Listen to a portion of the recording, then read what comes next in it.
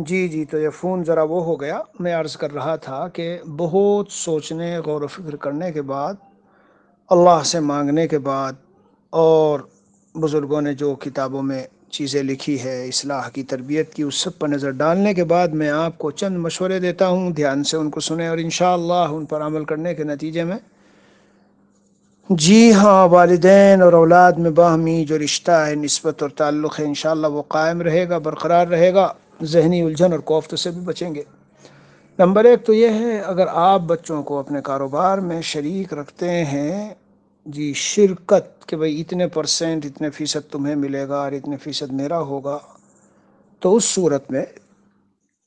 جو بھی کاروبار ہو، نفع ہو، ڈیل ہو، جو بھی تجارت کا آؤٹ کم اور رزلٹ سامنے آوے، اس میں برابر کہ وہ شریک ہوں گے، یعنی جس پر جتنے حصے پر آپ نے وہ کیا ہے ان سے 30% دینا ہے، 20% دینا، 50%، جو بھی، مطلب خلاصہ یہ ہے کہ پھر یہ نہیں کہ بھائی بہت زیادہ نفع ہو گیا، مثلا ہمیں 20 لاکھ بچ گئے، بچے کو ایک دم سے 10 لاکھ دینے پڑ رہے ہیں مجھ کو، اب ان کی ملکیت برابر درجے کی، آپ تصور کیجئے بلوغ کے بعد احکام پورے طور پر ان کے الگ ہو جاتے ہیں۔ جی ہاں، اسی لیے اگر بچہ بالغ ہو گیا اور ابا اس کے مالدار ہیں اور اس کے پاس اتنا مال نہیں ہے تو وہ زکوٰۃ لے سکتا ہے۔ چھوٹا بچہ ہے اور اس کے والدین مالدار ہیں، اسے نہیں دیں گے ہم زکوٰۃ، کیوں؟ اس لیے کہ والدین ہیں اس کے ذمہ دار۔ تو مطلب بلوغ کے بعد یہ جو عمر ہے، شادی وغیرہ ہونی ہے اور پھر بچے، اس کو ہم اس عمر پر تصور نہ کریں، وہ جو چھوٹے بچپن کی حالت ہے۔ لہذا آپ کے جو بچے ہیں بڑے ہو چکے، ان کے اپنے جذبات ہیں، اپنے ان کی چاہتے ہیں، سب کے ہوتے ہیں، یعنی سب جب بڑے ہو جاتے ہیں، تو اگر آپ ان کو فیصد پر، کمیشن پر رکھتے ہیں کہ اتنا نفع میں جو ہوگا اتنا کمیشن ہوگا، تو بہرحال وہ تو آپ ان کو ہر حال میں دیں۔ اور اگر کمیشن پر نہیں ہے، ان کو آپ ملازمت کے طور پر کہ میرے پاس کام کرو، میرے ہی، یعنی گھر ہی کا بزنس ہے، تو بس تم گھر ہی میں کام کرو، مثلا ہم تم کو 20,000، 30,000، 40,000 جو بھی ماہانہ ہم تمہاری تنخواہ تمہیں دیتے رہیں گے۔ ہاں، تو اب وہ تنخواہ کا دینا ضروری ہو گیا۔ اگر کسی مہینے میں بزنس کم ہے یا زیادہ ہے، یا اگلے میں بالکل نہیں ہے، یا اس سے اگلے میں اور زیادہ ہو گیا، جو بھی ہو، مطلب خلاصہ ہے کہ اگر اپنے پاس وسعت نہ بھی ہوئی دینے کی، تو ان کا وہ قرض جمع رہے گا، نہ تو اس میں ان پر اظہار ناراضگی کر سکتے، نہ بلا وجہ ان پر غصہ ظاہر کر سکتے کہ بھئی کاروبار تو ہو نہیں رہا اور تم کو پھر اپنے پیسے چاہیے۔ نہیں، وہ تو پیسے ان کا ایک قانونی شرعی دینی ایمانی ہر لحاظ سے ان کا حق ہے، اس لیے وہ دینے پڑیں گے۔ اور میں یہ عرض کرتا ہوں کہ شروع ہی سے اس طرح کی چیزوں کو بالکل واضح کر کے لے کے چلنا چاہیے، ورنہ بعد میں بہت پریشانی آتی ہے، لڑائیاں ہوتی ہے، جھگڑے ہوتے ہیں گھروں میں، اور بڑے مسائل آتے ہیں۔ یہ پھر اولاد اتنی دبی دبی ہوتی ہے کہ اندر اندر اس کے جوش اور غصہ ابھرتا رہتا ہے، اور وہ ایک دن کسی بھی شکل میں والدین کے خلاف بغاوت اور گھر چھوڑ کے چلے جانا یا ایسے، اور اگر پھر جب شادی ہو جائے تو پھر تو اور بھی زیادہ وہ ابھر کے سامنے آ جاتا ہے۔ اس لیے میری رائے یہ ہے کہ ابھی سے آپ ان سے مسئلے کو واضح کریں، مثلا بھائی تم آؤ، ہم تمہیں ماہانہ اتنی تنخواہ دیں گے، اور تمہاری ٹائمنگ اتنے بجے سے اتنے بجے تک کی ہے، اتنے وقت میں تمہیں کام کرنا ہے، اتنے گھنٹے کام کرنا ہے، یعنی بالکل ایسے جیسے کہ ایک اجنبی، یعنی نظام پورا طے کر لیجئے۔ وہ ایک الگ بات ہے کہ پھر اپنی اولاد ہے تو کوئی تقاضا ہوا، ان کو جانا ہوا، انہوں نے اجازت مانگی، آپ نے ان کو چھٹی دے دی، آپ نے گھر کے کسی کام پہ ان کو بھیج دیا کہ ٹھیک ہے، لیکن ان کی بھی ذمہ داری ہے، جو وقت آپ مقرر کریں تو اس وقت میں ان کو ہر حال میں آنا پڑے گا۔ تو میرا منشا صرف اتنا ہے کہ اگر ملازم کے طور پر ان کو رکھا ہے تو چاہے کاروبار ہو نہ ہو، پھر وہ اتنا ان کا مقرر ہو گیا، اب آپ کو ان کو دینا پڑے گا۔ جی ہاں، اس میں آپ ان کو یہ کہیں کہ بھئی کام تو ہو نہیں رہا اور خرچہ تو نکل نہیں رہا اور ابھی تو سب کچھ ہم ہی قرضے میں چل رہے ہیں، کہہ سکتے ہیں، لیکن صرف کہیں کے لیے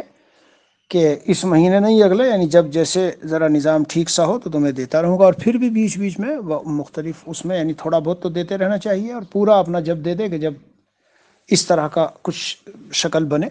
یعنی حالات اوپر نیچے تو ہوتے ہیں، مگر ایک نظام کے تحت آپ ان کو رکھیں، اور اس میں ان پر غصے ہونے کی ضرورت بالکل نہیں ہے۔ یعنی اگر آپ ان پہ غصے ہوں کہ بالکل کاروبار نہیں چل رہا اور تمہیں پھر بھی اپنی تنخواہ چاہیے، تمہیں پھر بھی اپنا یہ چاہیے، یہ تو غلط بات ہو جائے گی۔ ہاں یہ تو غلط بات ہو جائے گی۔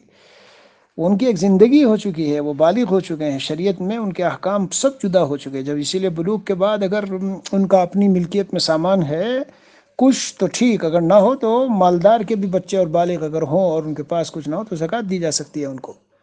جب تک وہ نابالغ ہے تب تک نہیں، لیکن بلوغ کے بعد، کیونکہ ملکیت جدا تصور ہے۔ نمبر 2 شکل یہ ہے کہ اچھا، اسی میں پھر میں ایک بات بتاتا چلوں مشورے کے طور پر، چونکہ آپ بہرحال مانتے بھی ہیں باتوں کو اور رائے مشورہ لیتے رہتے ہیں، اسی میں ایک بات یہ ہے کہ اگر ماشاءاللہ کاروبار بہت اچھا چل رہا ہے تو فرض کرو آپ نے 20,000 تنخواہ مقرر کی ہے، تو ان کو ٹھیک ہے بھائی، کاروبار بھی اچھا چل رہا ہے، تمہارے تقاضے بھی بڑھ رہے ہیں، چلو اب تمہیں جو ہے ہر مہینے ہم 30 دیں گے، 25 دیں گے، 30 دیں گے،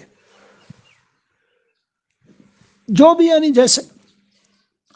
مطلب اپنی جو آمدنی اور انکم ہے اور گھر کی جو وسعتیں ہیں، چونکہ وہ اس حیثیت سے کہ گھر کا فرد بھی ہے ایک لحاظ سے، تو اگر وہ بھی اس سے فائدہ اٹھائے اس میں کوئی حرج کی بات نہیں ہے۔ جی ہاں، اگر نہ بھی کرنا ہو تو نہ کرے، لیکن ان کو اپنے اس میں رکھنا اگر ہے کہ بھئی یہ میرے اسی میں رہ، ظاہر ہے کہ ہر باپ اپنے والے اولاد ہی کو پہلی ترجیح دے گا کہ وہی کاروبار کو سنبھالے اور وہ رکھے، تو یہ تو میں صرف ایک نظام سمجھانے کے لیے شریعت کا تھا کہ ملکیتیں خلط ملط نہ ہو۔ نمبر 2 صورت یہ ہے کہ آپ ان کو باقاعدہ شریک بنا لیں کہ بھائی ہم تمہیں جو بھی جتنا نفع ہو رہا ہے اور جتنا بھی نفع آئے گا اس میں سے 30%، 25%، 40% وہ آپ کے اوپر ہے، یعنی ایک نظام ہو لیکن شرعی نظام۔ تو پھر یہ ہوگا کہ جب بھی آپ بیٹھے اور 2 مہینے 4 مہینے میں حساب کیا، اچھا بھائی ہمیں اتنا ٹوٹل نفع ہوا ہے، یا سال میں حساب کیا بھائی اتنا نفع ہوا ہے، مثلا 20 لاکھ کا ہوا ہے، تو بچوں یہ تم میرے ساتھ دونوں کام کرتے تھے، تینوں کام کرتے تھے، ہمارا طے ہوا تھا کہ ہم دونوں تینوں کا ملا کے مثلا 50% ہوگا، تو 25 میں لوں گا، 25 دوسرا بھائی لے گا، جی، یا مثال کے طور پر 30% طے ہوا تھا تو 15 میں دوں گا، 15 دوسرا بھائی لے گا، جو بھی طے ہوا ہو، لیکن ان کو ہر حال میں دینا پڑے گا۔ اس میں بھی یہ نہیں کہا جا سکتا کہ ان کو کمیشن ہی کی لگی ہوئی ہے، حالات کا پتہ نہیں کہ کیسے ہو گیا، کیا ہو گیا۔ اور سن لیجئے کچھ مشورے اور دے دیتا ہوں، آپ کا معاملہ تو اس سے متعلق نہیں ہے، لیکن اور کچھ مشورے دیتا ہوں جو سب والدین کے لیے، اور آپ سے بھی کہتا ہوں، اب ان کی اگلی زندگی جب گزرے گی، شادیاں ہوں گی اور پھر ان کے بچے ہوں گے اور تقاضے ہوں گے سارے، تو بہت مرتبہ ایسا ہوتا ہے کہ ملکیتیں خلط ملط ہونے کی وجہ سے اور شروع ہی سے علیحدہ امتیاز نہ ہونے کی وجہ سے کیا معاملات پیش آتے؟ دیکھو 2 طرح کے معاملات۔ ہمارے ہاں ایک خاندان تھا، دینی گھرانہ تھا دیوبند میں، اور ماشاءاللہ اچھے سب لوگ تھے، ان کے ایک بھائی چلے گئے سعودی اور خوب کمایا، اور 2 بھائی باقی وہیں رہے۔ جب بیچارے 15-20 سال کے بعد وہ لوٹے تو ایسا شدید اختلاف ان میں ہوا۔ کیا اختلاف؟ وہ دونوں تینوں بھائی جو وہاں تھے وہ کہتے ہیں ہمارے پیسوں سے تم گئے اور ہم نے تمہاری دیکھ بھال کی اور ہم سارا سب کرتے رہے تمہارے لیے، یہاں آج تم آ کے کہہ رہے ہو کہ میں نے اتنا پیسہ کمایا اور یہ کیا۔ ذہن میں رکھو، سمجھو، غور سے سمجھنا۔ وہ بھائی کہہ رہے ہیں میں نے 20 سال اپنے بچوں سے جدا رہ کے اپنی زندگی کا سارا جوانی کا وہ جو ہے پانی پانی کر دیا، خون پسینہ، اور آج جب میں لوٹا ہوں تو یہ سارے پہ قبضہ کیے بیٹھے ہیں، جو پلاٹ خریدے، جو جائیدادیں خریدی، جو خریدا پیسہ میں بھیجتا رہا، اور ادھر یہ ہو رہا۔ تو یاد رکھو، اسی طرح سے میں آپ کو سمجھاتا ہوں کہ اولاد اور والد میں بھی، یہ تو بھائیوں کا ہے، اولاد اور والد میں بھی یہ بات ہوتی ہے۔ مثلا ایک والد ہے کراچی میں بیٹھا ہے اور اس کے 4 اولاد ہے، 2 چلی گئی دبئی، جدہ وغیرہ، اب وہ وہاں سے پیسے بھیج رہے ہیں، اور یہ یہاں 2 بہنیں اور 2 بھائی وغیرہ، یہ اب زندگی گزار رہے ہیں۔ اب بہن کی شادی ہوئی اور ادھر والد نے مکان بنایا اور یہ کیا اور وہ کیا، اور وہ بچے دونوں تو تھے۔ اب جب ذرا بڑے ہوئے اور وہ وہاں سے لوٹ کے آئے تو وہ اپنا تقاضا کرتے ہیں کہ ہم نے تو کروڑ یہاں بھیجے اور آج ہم بالکل ایسے بیٹھے ہیں جیسے کچھ ہے ہی نہیں، یہ گھر کا ایک مکان ہے اور یہ ان کی شادی پہ اتنے لگ گئے اور اس پہ اتنے لگ گئے۔ بالآخر یہ ہوتا ہے کہ وہ والدین سے جدا ہو کر ایک طرف بیٹھ جاتے ہیں، پھر سارا قصور اولاد کا نکالا جاتا ہے۔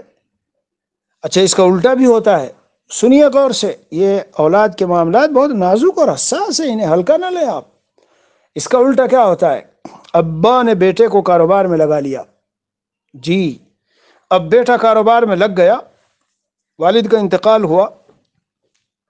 تو دوسرے بھی بھائی ہیں لیکن یہ بڑا بھائی ہے اور یہ کاروبار میں لگا ہوا تھا، اور کاروبار میں لگنے کی وجہ سے پیسہ اس کے ہاتھ میں، سنبھالتا یہ تھا، تو اپنا گھر بنا لیا، اپنی رہائش اختیار کر لی اور اپنی بیوی بچوں کو رکھنے لگا، اور باقی تو بھی سب چھوٹے چھوٹے بچے ہیں،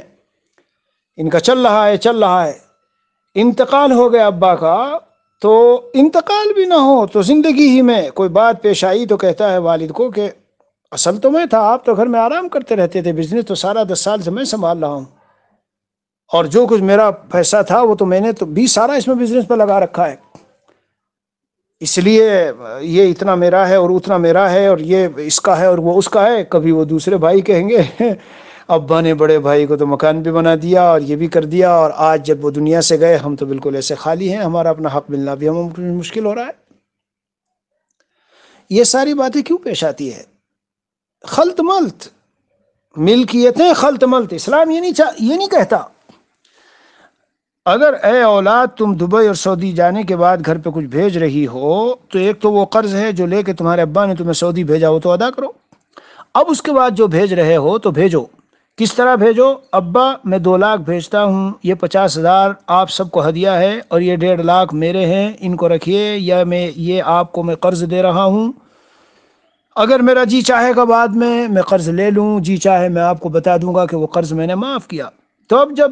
10 سال گزارنے کے بعد یہ بیٹا لوٹے گا تو اس کو صاف پتا ہوگا کہ میرے 1.5 کروڑ آئے ہیں، دیکھو بھائی یہ لکھا ہوا ہے سارا، اتنے قرض ہیں اور یہ میں نے ہدیہ دیے، اتنے میں نے بہن کی جب شادی ہو رہی تھی تو بتایا یہ میں قرض دے رہا ہوں، اور یہ اتنے دے رہا ہوں بہن کی شادی میں جو میری صلہ رحمی اور خرچ کے طور پر اس طرح سے دے رہا ہوں کہ میری بھی وہ بہن ہے تو اس پر خرچ ہو۔ باپ کو بھی چاہیے کہ ملکیت کو واضح کرے، بھائی میرے بڑے بیٹے تم شریک ہو، آ جاؤ، دیکھو یہ نہ سمجھنا کل کو اگر میں دنیا سے چلا جاؤں تو سارے کاروبار پہ تم قابض ہو کے بیٹھ جاؤ اور یہ کہو میں نے ہی تو سب اٹھایا اور کیا۔ نہیں نہیں نہیں نہیں، سنو، شروع کے دن سے جنوری 2021 سے تم لگ رہے ہو، جی محرم 1441 سے تم لگ رہے ہو میرے ساتھ، محرم 42 سے لگ رہے ہو، جب بھی مطلب لگ رہے ہو میرے ساتھ، تو سنو ایک بات، یا تو تم ماہانہ تنخواہ میں تمہیں دوں گا یا تمہارا کمیشن ہوگا، اس کے علاوہ جتنی ملکیتیں ہیں وہ ساری سب میری ہے، تمہارا اس میں کچھ حصہ نہیں۔ یہ میں تمہیں گاڑی خرید کے دے رہا ہوں، یہ گاڑی کمپنی کی ہے، میری ہے، استعمال کرو۔ یہ میں تمہیں فلیٹ میں رکھ رہا ہوں، یہ فلیٹ ہماری بزنس کا ہے، دکان کا ہے، میرا ہے، تمہارا اپنا ذاتی نہیں، لیکن تمہاری شادی ہوئی، رہو، ہے میری ملکیت یہ۔ اگر میں دنیا سے چلا جاؤں تو اس کو برابر سارے وارثین میں برابر تقسیم کیا جائے گا۔ ہمارے حضرت والا رحمۃ اللہ علیہ کی جو وصیت ہے اٹھا کے دیکھیے، صاف پہلے بتایا، یہ فوراً سارا سب کچھ میاں مظہر سلمہ، حضرت مولانا مظہر صاحب حفظہ اللہ، فرمایا کہ یہ ان کا ہے اور میں ان سے لے کر بطور عاریت کے استعمال کرتا ہوں، انہوں نے مجھے اجازت دی ہے کہ جو چاہوں میں تصرف کروں، اگر ایسی کوئی لائق اولاد ہو اور قابل اعتماد ہو ہم کر سکتے ہیں اس طرح سے، لیکن آج کے جو حالات چلے ہوئے ہیں اس میں مشورہ رائے میری یہی ہے، والدین کو ایسی غلطی کرنی نہیں چاہیے۔ ہاں کبھی ایسا بھی ہو جاتا ہے، بعض واقعات سننے میں آتے ہیں، جی بیٹے کو بہو نے ایسی پٹی پڑھائی کہ وہ تو چپ آہستہ سے والدین ہی کو گھر سے نکال بیٹھا، حالانکہ وہ گھر ہی والدین کا تھا۔ غلطی یہ ہو گئی کہ انہوں نے محبت کی زیادتی میں اور بھولے پن میں بیٹے کے نام کر دیا۔ اللہ یہ کہ اگر ہو اس طرح کا اعتماد والا تو پھر پہلے سے پورا نظام فکس کر سکتے ہیں۔ میں صرف یہ سمجھانا چاہتا ہوں کہ یہ اولاد اور والدین کے مسائل کو ہم ہلکا نہ لیں، اسی وجہ سے۔ اچھا ایک بات اور اسی میں سنو، اگر کسی کو کوئی چیز مالک بنا دی اور کسی کو کوئی چیز حالت حیات میں دے دی، مثلا ایک بیٹا بڑی خدمت کر رہا ہے، بڑا سلیقے مند ہے، بہت یہ ہے، اس کو جی چاہا آپ نے کچھ دیا ہے اس کو، تو شریعت یہ کہتی ہے پہلی بات تو کہ سب بیٹوں کو برابر دو، عدل و انصاف رکھو۔ لیکن خیر اگر آپ نے اپنی حیات میں دنیا میں کسی کو کچھ دیا ہے تو اس کو ملکی، صرف یہ نہیں کہ زبانی کہتے، بہت سے ہیں زبانی کہتے رہتے ہیں، جی کوئی خاتون ہے وہ کہتی ہے میں اپنے اس بیٹے کو یہ دوں گی اور یہ بس میرے بیٹے کا ہے، میرے مرنے کے بعد بس یہ استعمال کر لے، ان سب جملوں سے کچھ نہیں ہوتا۔ اس کو مالک بنا کر اس کا قبضہ دلوا دیا جائے۔ ہبہ کا ایک اصول یہ ہے شریعت کا کہ جب تک قبضہ نہیں دلایا تو تب تک اس پر اس کی ملکیت نہیں شمار ہوگی، اس لیے اگر ویسے ہی کہتے رہے، بہت ہیں، کل بھی میرے پاس ایک بیٹھے تھے یہاں گھر میں، کل یہاں گھر میں بیٹھے تھے کہ میری امی کہتی تھی کہ یہ مکان تو بس اس کا اور اس کا ہوگا، اور وصیت میں نہیں لکھا، اور وہ تو خیر وصیت میں اگر وہ لکھ بھی دیں تو کچھ نہیں ہوتا، اس لیے کہ لا وصیت لوارث، بیٹے کے لیے وصیت نہیں چلا کرتی۔ ہاں البتہ اگر اپنی زندگی میں ان کو قبضہ دلا دے، یہ تمہارا ہے، یہ تمہارا ہے، یہ تمہارا ہے، اس پر لو، یہ تم چابی لے لو، اس پہ تم قابض، اس پہ تم قابض، اب وہ ان کا ہو گیا۔ اب ہو جانے کے بعد چاہے وہ کسی کو کرائے پہ دے، چاہے وہ اپنی امی کو کہے میرا ہو گیا اب آپ رہو، میں آپ کو دیتا ہوں، جب تک آپ زندہ ہے تو آپ رہو۔ ان سب معاملات میں ہمارے یہاں احتیاط نہیں برتی جاتی، اور شریعت کے جو احکام ہیں وہ تو میں نے کسی دن عرض کیا تھا نا، مجدد تھانوی رحمۃ اللہ علیہ کا ملفوظ یہاں حضرت مولانا عبدالحمید صاحب ایک دن بیان میں ذکر کرتے تھے کہ حضرت فرماتے تھے کہ شریعت اور اسلامی تہذیب و تمدن جی، اور اس کا نام تو ہم لیتے ہیں، لیکن اگر ہر گھر کے اندر کے حالات کو جا کے اور ٹٹولو تو گھروں کے گھر بھرے پڑے ہیں چیزوں سے، اور یہی پتہ نہیں ہوتا کہ کون سی چیز کس کی ہے۔ مجدد تھانوی رحمۃ اللہ علیہ فرماتے ہیں، حضرت تھانوی قدس سرہ، جب کوئی کھسک جاتا ہے یعنی دنیا سے چلا جاتا، موت آ جاتی ہے، اب سب پریشان پھرتے ہیں، یہ کس کا ہے، یہ کس کا؟ کوئی کہتا ہے مجھے کہا تھا میرے ابا نے کہ یہ گھر کا تم، کوئی کہتا ہے مجھے یہ گاڑی دی تھی۔ ارے بھائی کہاں تو پروف ہے، کہاں گواہ ہے؟ گواہ رکھ، اس پہ گواہوں کے دستخط کراؤ جو بھروسے کے ہوں۔ ایسا کوئی معاملہ ہو حالت حیات میں، اس پر گواہوں کے دستخط کے ساتھ اس تحریر کو لو، اور جو اس طرح ہبہ کی ہوئی چیزیں ہیں ان پر ایک بار قبضہ لے لو، اور قبضہ لینے کے بعد پھر تم اپنے والدین کو دے دو، کسی کو دے دو کہ چلو یہ اختیار سے جو ہے ہم دیتے ہیں اور آپ اس کو استعمال کرو جب تک ہم زندہ ہیں۔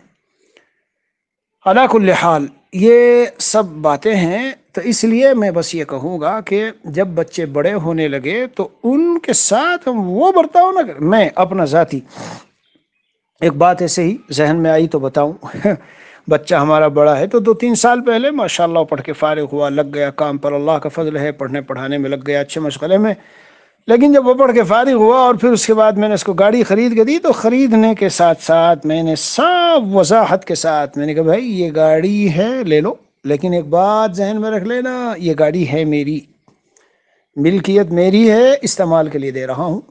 جب وہ پڑھ کے فارغ ہو گیا اور اپنے کام پہ لگ گیا، میں نے کہا بھائی لاؤ گاڑی، لاؤ ادھر یہ گاڑی لاؤ، ابھی اور بھی سب بچے ہیں، مجھے سب کو دیکھنا ہے۔ لیکن ان سب چیزوں میں ہم لوگ نہیں کرتے اس طرح کی وضاحت ہے۔ اب مثلا گاڑی دے دی اور فرض کرو کہ میں دنیا سے چلا گیا اسی حال میں، تو قابض جو بھی ہوگا، یہاں تو الگ بات ہے، ہر جگہ کا نظام الگ، لیکن یہ کہ وہ قابض ہوگا کہ ابا نے مجھے دی تھی،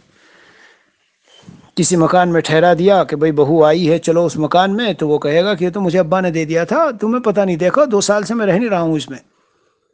اس لیے یہ ساری چیزیں واضح رہنی چاہیے۔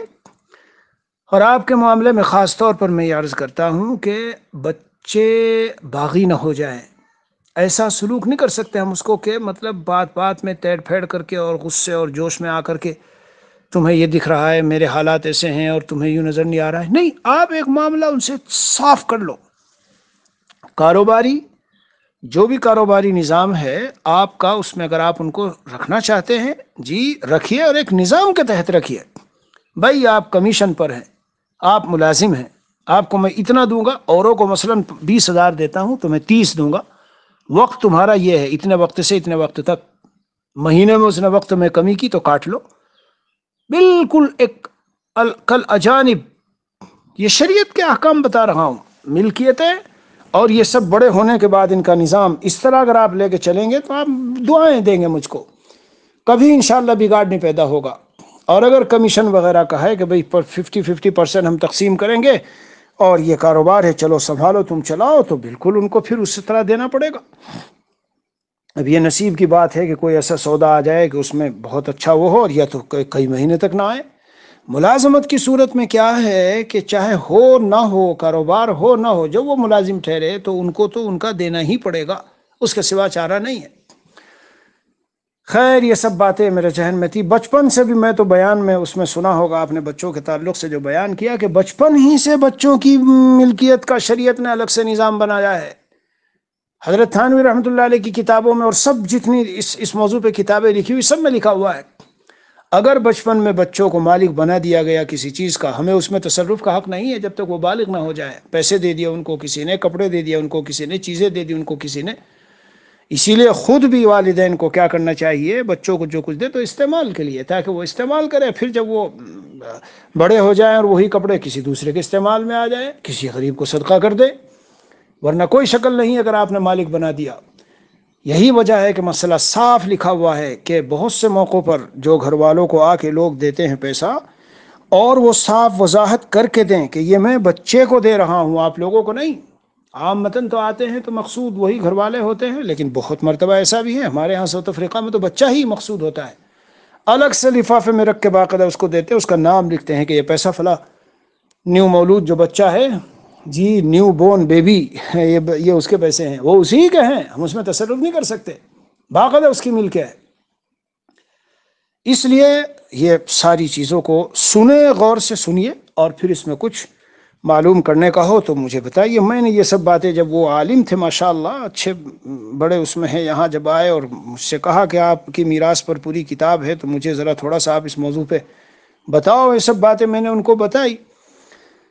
بہت ہی خوش ہوئے۔ ان کا بھی اس طرح کا قضیہ تھا کہ جی میرے بچوں نے میرا مکان جب بنا تو مجھ کو پیسے دے رکھے ہیں، کچھ نے دیے ہیں، کچھ نے نہیں دیے، کچھ نے دیے ہیں اور کچھ نے نہیں دیے۔ اب مسئلہ یہ ہے کہ میرے انتقال کے بعد مکان کی کیا، میں نے کہا ان سے بھائی واضح کر دو، کیا واضح کر دو؟ نمبر ایک، جنہوں نے مثلا آپ کا مکان، ایک مثال ہے 10 لاکھ میں بنا اور ایک بچے نے 2 لاکھ دیے، ایک بچے نے 3 لاکھ دیے، یا تو آپ پہلے ہی سے واضح کر دو بھائی آؤ بیٹھو سارے بچوں آؤ بیٹھو، دیکھو یہ مکان میرا پہلے سے بتا دیتا ہوں، اس میں آدھا حصہ ان دونوں کا ہے، جی آدھا حصہ ان دونوں کا ہے، کیونکہ 2 لاکھ اس نے دیے، 3 لاکھ اس نے دیے ہیں، تو 20% اس کا ہو گیا، 30% اس کا۔ خلاصہ یہ کہ ان کو واضح کر دو پہلے ہی۔ نمبر دو شکل یہ ہے کہ ان سے پوچھو کہ تم نے میری مدد کی، یہ جو دیے ہیں، اگر مدد کی تو پھر اس مکان کا پورے کا میں مالک، تو جب میں انتقال کروں گا تو سارے بہن بھائیوں میں یہ مکان شرعی ترتیب پر تقسیم ہوگا، اور اگر مجھ کو قرضے کے طور پر دیا ہے تو جب میرا انتقال ہو تو اس مکان کی جو بھی ویلیو ہوگی، مثلا یہ مکان 2.5 لاکھ میں بک رہا ہے، 2.5 ملین میں بک رہا ہے، تو اس کا جو قرض دیا تم نے مجھے 2 لاکھ اور 3 لاکھ، 5 لاکھ تو پہلے تمہارا قرض ادا ہوگا، پھر باقی جو ہے وہ سب میراث۔ اور بھائی اگر تم بطور اس طرح دیا ہے کہ حصے دار ہو اس مکان میں، اتنے % کے تم مالک، اتنے % کا میں مالک، تو جس دن میں دنیا سے جاؤں اور یہ مکان پھر جو ہے وہ ہونے لگے تو وہ اتنے % جائیں گے، 2 لاکھ 3 لاکھ نہیں۔ بہرحال یہ سب چیزیں ہیں اولاد کے تعلق سے، اس کو بہت اچھے سے، بالکل اصل میں بزرگوں کی صحبت اور بزرگوں کی معیت و ساتھ اور ان کی رہنمائی اور رہبری کے بغیر، اور بقول حضرت محی السنہ شاہ ہردوئی رحمۃ اللہ علیہ، ہم صرف پڑھنے پر دین کے اکتفا کرتے ہیں، سیکھتے نہیں۔ میں نے اپنے خود حضرت کی زبان سے ہردوئی میں وہاں بیٹھے ہوئے سنا، حضرت فرماتے تھے ہم لوگ پڑھتے ہیں دین لیکن سیکھتے نہیں، باقی ساری دنیا کی چیزیں پڑھنے کے بعد سیکھتے بھی ہیں، پڑھیں گے اور سیکھیں گے بھی، ڈاکٹری پڑھیں گے پھر سیکھیں گے، پائلٹ کا فن پڑھیں گے پھر سیکھیں گے، ڈرائیونگ پڑھیں گے پھر سیکھیں گے۔ سیکھنے میں اور پڑھنے میں یہ فرق ہے، اللہ والوں سے یہ چیزیں سیکھی جاتی ہے، اس لیے قدم قدم پر رہنمائی، رہبری، مشورے سے چلنا چاہیے۔ آپ چلتے رہتے ہیں ماشاءاللہ۔ یہ خاص بات ذہن میں رکھو، اولاد اگر ہاتھ سے کھوئی گئی، بس یہ جملے کہہ کے مضمون ختم کر رہا ہوں، اولاد اگر ہاتھ سے نکل گئی اور ہماری محبتوں سے کھوئی گئی، یعنی محبتیں نہ پا کر وہ گمراہی کی راہ پر پڑ گئی، تو یہ ایک ایسا غم ہے جو آدمی کو پنگھلا دے گا، پنگھلانا۔ الغم الہم هو الغم الذي يذيب الانسان، علماء نے لکھا ہم، جو کئی حدیث شریف میں آیا ہے، ہم اس غم کو کہتے ہیں جو انسان کو پنگھلا کے رکھ دے۔ تو ذہن میں رکھیے گا کہ یہ اولاد کا غم ایسا ہی ہے، ہم جو چاہیں ان کو کر دیں، ہماری اولاد ڈانٹ ڈپٹ یہ وہ، خیر یورپی ملکوں میں تو کر بھی نہیں سکتے، یورپی ملکوں میں تو بہت ہی سنگین معاملہ ہے کہ اولاد ہی بالکل درد سری بن جاتی ہے، لیکن اور بھی جگہوں میں ہم اگر کر بھی دیں تو یہ بات ذہن میں رکھیے کہ شریعت بھی اس کو گوارا نہیں کرتی۔ اصول اور ترتیب پر چلتے ہوئے اپنی طرف سے ان کے حقوق میں کوئی کوتاہی نہ ہو، پھر ہلکی پھلکی کبھی تنبیہ، اور تنبیہ بھی اب تو زمانہ یہ ہے کہ جب بڑے ہو جائیں بس پیار محبت سے جتنا ان سے وہ کر سکو۔ تو بہرحال میرا منشا صرف یہ تھا کہ اخیر میں صرف آپ کے ذہن میں اتنا ڈال دوں کہ بشکل ثانی، دوسری شکل اختیار کرنے کی صورت میں اگر سختی اختیار کی گئی، گھر سے نکل جاؤ، پڑے رہتے ہو اور بس کھانا اور سونا اور یہ وہ، اور وہ نکل کے کہیں چلے گئے، ٹھنڈے دل سے سوچ کے بتانا، نیند آئے گی آپ کو رات کو؟ جی اطمینان کی نیند آپ اور ان کی امی ابا دونوں اطمینان کی نیند سو لیں گے کہ بیٹا آج گھر میں نہیں ہے، نہ معلوم کہاں کلبوں میں پھر رہا ہو، یا ڈرگس اور نشوں کی اس میں محفلوں میں پھر رہا ہو، یا کہیں کسی تنظیم اور جماعت نے اچک لیا ہو، نہ معلوم کہاں میں اب کس گمراہی کے موڑ پہ وہ پھرے۔ بتائیے، صرف غور کر لیجئے گا، سوچ کر سمجھ کر سن کر میرا یہ مضمون، اور پھر مجھے آپ میسج کرو یا فون کرو، پھر انشاءاللہ بات کریں گے، اور کوئی ایسا پہلو ہو تو اس پر گفتگو ہوگی تفصیل سے۔ میں نے اسی لیے عرض کر دیا کہ اور بھی ابھی تو آپ کے یہ 2 3 مسئلے ہیں یہ، اور نکاح و شادی میں بھی سن لیجئے، چلتے چلتے اخیر میں کہہ دوں، دیر نہیں کرنی چاہیے، آج کل دیر نہیں کرنی چاہیے، سنت و شریعت کے مطابق سادگی کے ساتھ نکاح کرا دو، اس کی اپنی برکتیں ہوتی ہے، اس کی برکت سے معاش میں خود بخود ترقی ہوتی ہے۔ اگر ہم یہ سمجھیں کہ کہاں سے آئے گا، یہ تصور ہی غلط ہے، بنیادی مسلمان کا تو یہ تصور ہی غلط ہے۔ بیوی آتی ہے اور پھر بچے آتے ہیں تو یہ ضعفاء میں شمار ہے، یعنی یہ وہ ہیں جن پر ہم کما کے خرچ کرتے ہیں، تو ان کی وجہ سے ہماری روزی اور ہمارے راستے کھلتے ہیں۔ جی جی جی، اس لیے جب بالغ ہو جائیں، اور مطلب یہ 20 22 سال کی عمر سمجھ لو، 20 22 25، یہ عمر ایسی ہے کہ بالکل اس میں، اور اگر کسی کی صحت اور قوت اور اس لحاظ سے وہ ٹھیک ہو، اور راہ بھی ذرا ایسا ہو کہ بھٹکنے کا بھی خطرہ ہو، تو پھر 18 19 سال ہی کی عمر میں کر دیں، کوئی حرج کی بات نہیں ہے۔ جی ہاں، اس لیے اس میں بھی آپ کو مشورہ دیتا ہوں، چونکہ آپ کے یہاں نکاح کا بھی معاملہ ہے، اس میں بالکل تاخیر نہ کریں، یعنی اس وجہ سے کہ تم صحیح نہیں چل رہے ہو اور بات نہیں مانتے ہو، اور ابھی کاروبار بھی یوں ہے اور یہ ہے، اور ہم ابھی شادی وادی کا چھوڑ دو، بالکل اس بارے میں کوئی سوچنا بھی نہیں ہے، نہ نہ نہ نہ نہ، ایسا نہ کیجیے، اس کو اپنی ذمہ داری سمجھتے ہوئے۔ جی ہاں، وہ دن یاد ہے آپ کو، بلکہ آپ نے کہا بھی تھا، کہ میں نے جب سے یہ سنا تو مجھے اور زیادہ فکر ہو گئی کہ اگر ان سے گناہ سرزد ہو تو اس میں لکھا ہے، حدیث شریف کا مضمون ہے کہ والد کے اوپر اس کی ذمہ داری آئے گی۔ اور آج کل جو حالات ہیں، یہ ٹی وی اور نیٹ اور اس کے ہر دم بچے اسی پہ تو بیٹھے ہیں۔ اللہ اپنی حفظ و امان میں رکھے، ہم سب کو سمجھ دے، حق تعالی ہماری اولادوں کو، ازواج و ذریات کو اللہ ہماری آنکھوں کی ٹھنڈک بنائے۔ سمجھ لیجئے اگر اولاد صحیح راہ پر رہی، اور بات سے بات نکلتی ہے، شادی کے بعد آپ دیکھیں گے کیسا بین فرق انشاءاللہ اولاد میں آئے گا، کیسا تغیر آئے گا، یعنی اطاعت والا، فرمانبرداری والا، اور سلامتی اور فہم اور سمجھ والا، اور سنجیدگی والا، اور ذمہ داریوں کو سنبھالنے اور ذمہ داریوں کو اوڑھنے والا، وہ ایک ذمہ دارانہ زندگی ہوگی ان کی۔ جیسے آپ کا ایک بچہ، وہ ادھر بھاگا ادھر بھاگا، پیروں کی زنجیر ہے، سمجھ لو آپ یہ نکاح کر لینا، اور ہر وہ معاملہ جو ہم سے نہ سلجھ سکے، وہ بیوی کے ذریعے سے پھر اس کو سلجھا دیا جاتا ہے، وہ سمجھائے گی، اور وہ کہے گی، سمجھدار عورت ہو، وہ سمجھائے گی، کہے گی، بھاگنا بند، سمجھ لو وہ جو ادھر ادھر بھاگا پھرے گا، ختم۔ 90%۔ اس کا الٹا بھی ہوتا ہے، میں یہ نہیں کہتا کہ 100% سب اسی طرح، لیکن عام طور پر ایک بہترین علاج ہے اس طرح کے بچوں کا کہ ان کے نکاح اور شادی کرا دو، بس پھر دیکھیے آپ۔ لمبا میسج تھا اور باتیں بہت سی ذہن میں تھی، اسی لیے میں نے ذرا وقت لیا۔ آپ غور سے سننا، اس اطمینان سے، اور اللہ سے مانگو بھی بھائی، خوب مانگو۔ اولاد کے حق میں تو والدین کی دعا خاص قبول ہوتی ہے کہ اللہ تعالیٰ ان کو فرما بردار بنائے، اچھی خوشگوار زندگی دے۔ ان کی خوشگوار زندگی ہماری خوشگوار زندگی ہے، یعنی ہمیں سکون ملتا ہے اس سے، اور پھر اولاد فرما بردار ہو اور اس میں ہو تو آنکھوں کی ٹھنڈک بنے، تو دنیا گویا کہ جنت بن جاتی ہے۔ اللہ فضل کا معاملہ فرمائے۔ ٹھیک ہے، بہت بہتر، انشاءاللہ۔ السلام علیکم ورحمۃ اللہ۔